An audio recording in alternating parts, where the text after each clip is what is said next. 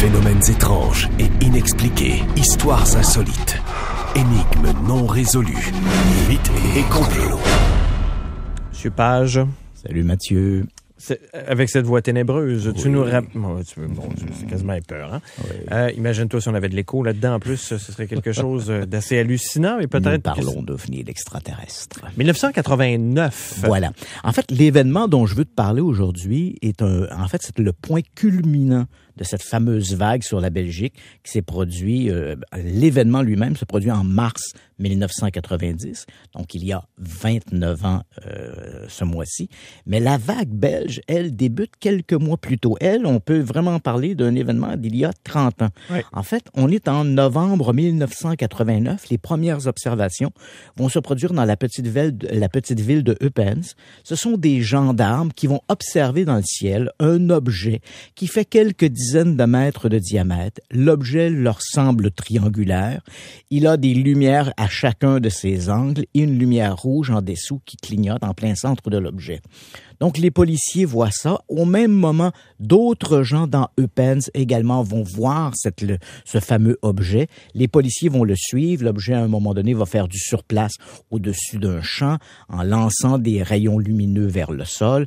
C'est le début de la vague belge. Évidemment, la presse va s'emparer de ça et au cours des semaines qui vont suivre, les observations vont se multiplier.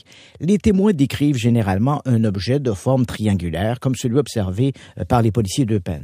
Ici, il faut faire attention parce qu'il y a peut-être un effet médiatique, en ce sens que les gens ne voient pas que des triangles volants au-dessus de la Belgique, mais comme c'est ce qui intéresse les gens, la presse ne focalise que sur ces observations. Donc, des gens qui vont signaler un objet circulaire, un objet en forme de carré, de cube ou peu importe, il est passé dans la moulinette. On n'en tient pas compte. On ne publie que les observations d'objets triangulaires, donnant ainsi une fausse impression que ce qui est observé au-dessus de la Belgique, ce sont ces objets triangulaires. Et là, il se crée une espèce de frénésie à travers le pays. Et curieusement, les ovnis ne visitent que la partie française de la Belgique. Oui. On le sait, la partie sud, c'est la partie de la Wallonie où on parle le flamand, mais ce n'est que dans la partie francophone de la Belgique, principalement les observations autour de Bruxelles et de Liège. Ce sont les deux villes où seront concentrer ces observations. Et sur la frontière de l'Allemagne, est-ce qu'il y en avait eu en Allemagne? Non, uniquement sur cette partie de la Belgique. Ça s'est concentré quand même. Les extraterrestres avaient un bon GPS. Et éventuellement, l'affaire prend de telles dimensions que les autorités, autant la gendarmerie que les services de l'armée sont interpellés. Et il y a à ce moment-là en Belgique une organisation qui s'appelle la SOBEPS, Groupe d'études civiles sur les observations d'OVNI.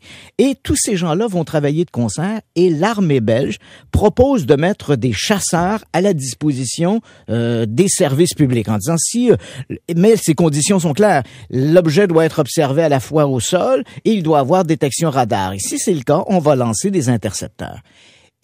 Et au mois de mars, il y aura 2 lancements d'intercepteurs en décembre, le 5 décembre et le 16 décembre. Mais là, ici, on transgresse un peu les règles. Il n'y avait pas de détection radar au sol, mais l'armée belge ont quand même décidé d'envoyer 2 F-16 qui sont revenus bredouilles sans rien. Et puis, arrive le mois de mars 1990. L'événement est à son paroxysme et dans cette soirée du 30 mars, des gens au sol observent dans la région de Bruxelles ces fameux ovnis. Ils sont détectés par 2 radars au sol, ceux de Sommersac, des radars de contrôle aérien, ceux de Sommersac et de Glons. On donne l'alerte et un peu avant minuit, 2 chasseurs F-16 vont se lancer à la poursuite de l'objet.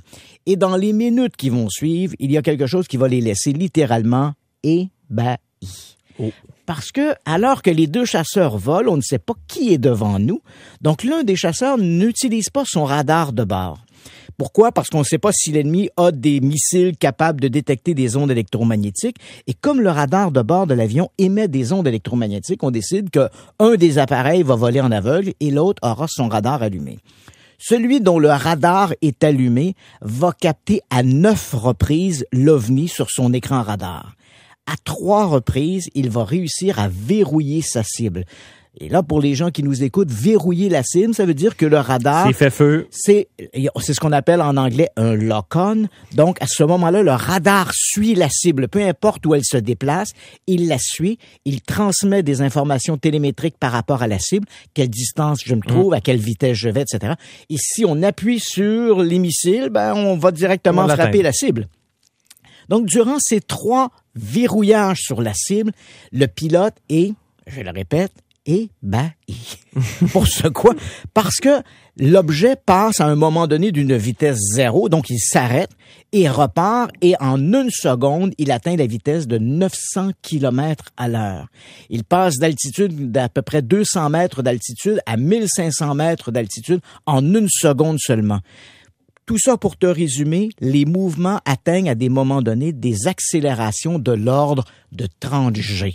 Donc, c'est humainement impossible à impossible. soutenir. Donc, un être humain, même un bon pilote entraîné à 6 ou 7 G perd conscience. À 9, 10 G, c'est la mort. Et dans ces cas-là, à 30, tu comprends, à 30 G, le cerveau te sort par les narines. Ouais. Et c'est ce qu'on va détecter. C'est ce qu'on détecte sur ces appareils. Le lendemain, évidemment, conférence de presse de l'armée belge. On montre les images de cet écho-radar. Tout le monde est stupéfait par les images en question. Et peu à peu, la vague d'OVNI et là, il y a toutes sortes d'explications qu'on tente de proposer. Engins extraterrestres. Il y a aussi la possibilité qu'il pourrait s'agir d'avions espions. Les Américains ont développé la technologie des avions furtifs. Oui.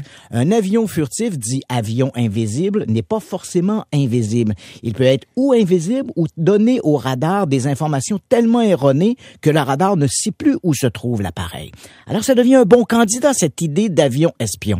Mais les mois vont passer, des communications entre les forces belges et les forces américaines vont bel et bien démontrer qu'il n'y avait pas d'avions espions américains au-dessus du territoire belge. Ça aurait été d'ailleurs assez surprenant puisque la Belgique, c'est le siège de l'OTAN, c'est un pays ami des Américains. On voit pas pourquoi on procédera à des tests d'avions au-dessus.